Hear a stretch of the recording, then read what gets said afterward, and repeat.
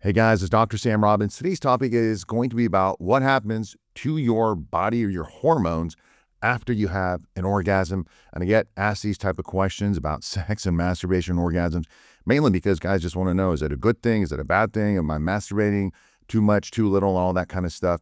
So I have done actually a more detailed video about this topic, about all the specific hormones and so forth. However, this is going to be more like a trailer, a short summary of it, just to kind of get you warmed up. And if you want additional details, we can get started with that. So today, again, you're going to discover some quick hormones and what happens to you first, the before, and then immediately after, and then about 24 to 48 hours after you have sex. So, or have an orgasm if you're doing it on your own. So the first thing is, let's just talk about before you initiate sex, or even if you're going to be masturbating, since a lot of you guys tend to masturbate more these days than actually go out and get girls.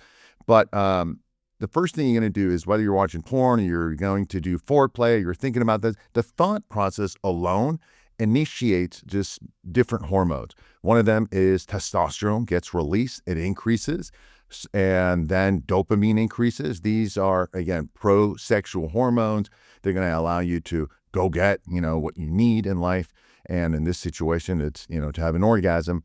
And that also slowly starts to increase nitric oxide levels, which allows you to then get an erection. So that's what happens before you initiate, having an orgasm, getting in the mood. So now let's fast forward. You've done your deed. You've had your orgasm, whether it's by yourself or with someone. So what happens? First of all, there's that initial release of testosterone right after your orgasm, and that's the arousal. Arousal goes up immediately. So there's a little spike of testosterone, not like before you initiated it, the foreplay. Immediately, there's a little bit of increase in testosterone, nothing that really matters. Then what happens is another hormone goes up, and that's prolactin. Prolactin is, again, like all hormones, both men and women have it. Prolactin is typically, just to let you know, secreted in much higher amounts for women after they give birth, so it can give milk. So your body, the woman's body, produces milk. So that's the main thing prolactin does.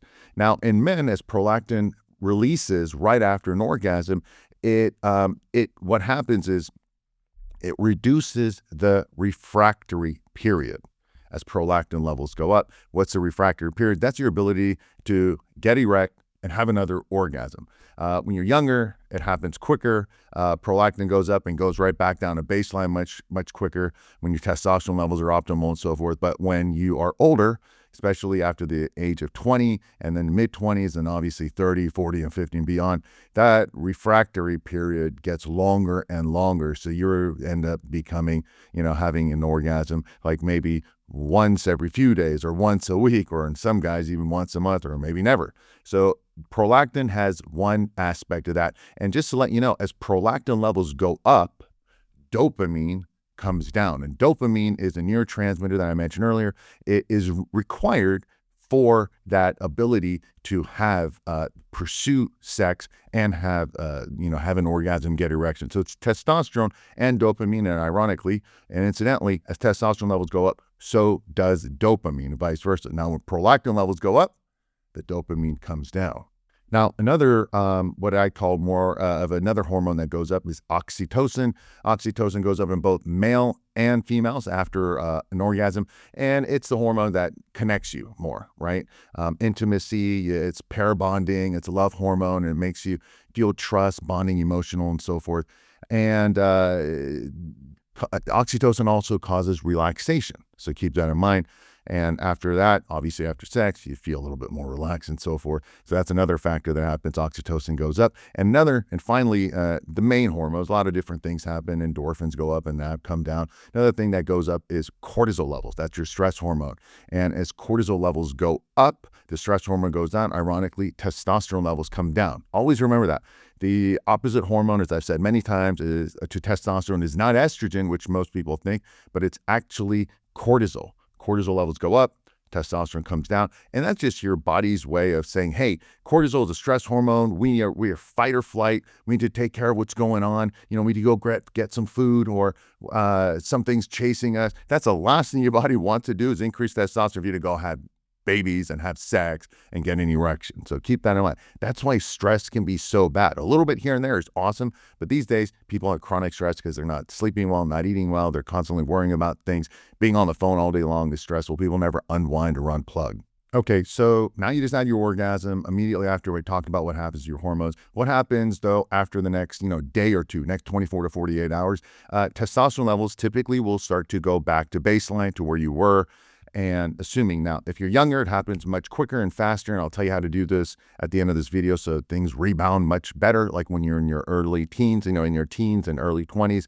The other thing of something interesting is that, but if you start having orgasms all the time, whether it's masturbating, obviously sex, it happens at the beginning and that's okay. But if you're always masturbating and watching porn and all that stuff, too much ejaculation will actually reduce a little bit testosterone levels, because, as I said, your prolactin levels go up and dopamine drops and your cortisol levels go up. So you can't have that happening all the time, once, twice daily and so forth, let alone every day. So keep that in mind. In fact, not having an orgasm for about a week has been shown to actually slightly increase your testosterone levels, mainly because I think there's a buildup of your need for sex, right? Especially if you're used to having it all the time, there's that buildup. So what does all this mean for you as far as, if you're holding back the orgasms or not holding back the orgasms? And basically, if one thing that's cool, if you initiate sex or you masturbate but don't finish, right? And you do so, like, for example, a whole week where you build up, that will keep increasing testosterone levels. Again, all this is slight. It's not going to make this huge world of difference. You're not going to become big and ripped and have this drive all the time. These are all minor changes. But if you hold back and you masturbate, or you masturbate but don't you have an orgasm, and you have sex and you don't have an orgasm, then you do like maybe once a week, that increase in testosterone will start to build up, and you'll notice it because you start to think about sex all the time. So that's something to keep in mind. Now, one thing to keep that in mind additionally is, if you're watching porn all the time and masturbating all the time and all this stuff, what it does is you're lowering your testosterone, you're lowering your drive. You're not going out to meet people and having sex in a regular world. So keep that in mind. That can be a negative impact, both emotionally and obviously hormonally. Before I talk about different solutions, one thing that's interesting is emotionally, after men have orgasms, because of all these changes, you become distant. You basically want to push your way. You become relaxed. You chill out. And last thing you want to do is have a long conversation with the girl.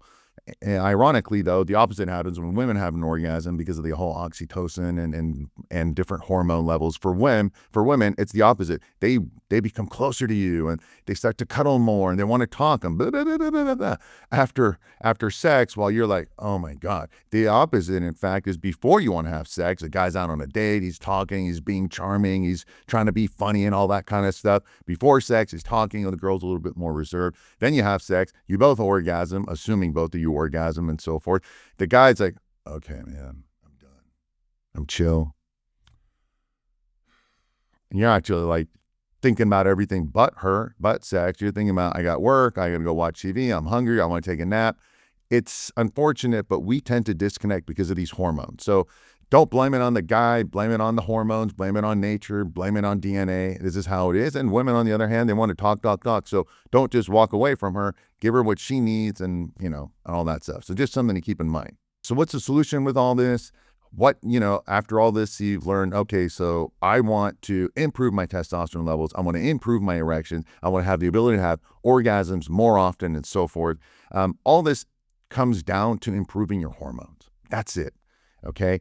I know guys, I get, private consultations with guys in their early 20s who are not able to have orgasms very often. They can't get erect, they have premature ejaculation. These are all because when I've seen their blood tests, their testosterone levels are crap. And it's surprising because they're in their 20s, let alone the guys I talk about in their 40s and 50s and 60s. Everything's bad. And sometimes it's not just your total testosterone, it's also your free testosterone levels are wacky, your cortisol levels are wacky, your estrogen, prolactin. It's just a hormonal balance. if everything is low, it's one thing. Okay, fine. It's like you don't make much money, but you also don't have too many expenses.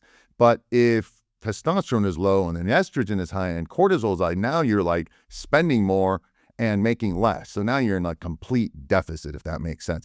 So as I've mentioned in my other videos, you need to do anything and everything to improve your testosterone levels.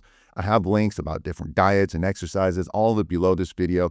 The one thing I've always told people is I created AlphaViril for myself a long time ago because of these things, and AlphaViril does all these things that I mentioned. Obviously, it increases your testosterone, free testosterone. It balances out estrogen and prolactin and increases dopamine, and it also lowers cortisol levels. I did all this for myself, okay? It's up to you. If you want to take it, give it a try. Again, it comes with a 1-year guarantee, results in 30 days, or you pay nothing, and you get an extra $100 cash back. And I make that kind of promise because I have 25 years of proof, before and after blood tests, tons of guys just telling me, hey, this made a huge difference. But either way, you need to make improvements in your lifestyle. Whether you want to take AlphaViril or not, it's up to you. If your erections are good, your testosterone is good, fine. But one thing is certain, every day that you don't do something, this situation is going to get worse. As you get older, things are going to get worse. More stress in your life, things are going to get worse.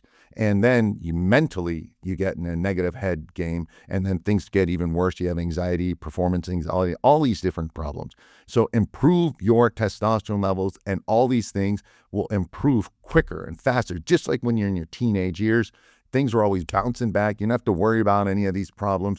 As we're getting older, more problems. Take it from a guy, I'm in my 50s. Despite taking AlphaViril and all these different things I take and improve, everything's done naturally with all my diet, I'm not as good as I used to be, all right? I hate to admit it. I'm not, in my teenage years, ready to go all the time, 3 times a day. And it's never going to be that way. Maybe that's just how nature is. Even if you take testosterone, it's not going to be like that. It's like that for like a week or 2 or 3 and things go back to normal. What you need to do is optimize your hormone levels, balance hormone levels from within naturally. And the sooner you start, the quicker you make improvements, and the better your life, the better your confidence, the better your relationships. So if you want, again, I've got all the links to AlphaViril or other videos and diets and exercise programs, all to improve your testosterone levels. The main thing to know is that you need to take action. Don't be like all the what I call losers who just passively listen video after video. They don't do anything about it. Not doing anything about it is a waste of time. One video, one action, do it, take it, see what the results are, make adjustments, improve it. And I swear to you, one of the biggest things I get is, man, I wish I had started this earlier. I've been watching you for a year, for 5 years, for 10 years, and I keep hearing about, but I don't do anything about it. I finally did it because trust me, most supplements don't work. I get it. I've been ripped off. So try it at the very least. Take a look below. I've listed different workouts and diets and all these videos on my blog. It's all there for free. So take advantage of it. I also got an email course about this. Again, all for free. Or take AlphaViril, or do both, all the above. Either way, take action. Thanks for watching. Thanks for listening. Wishing you a very happy and healthy day. Bye.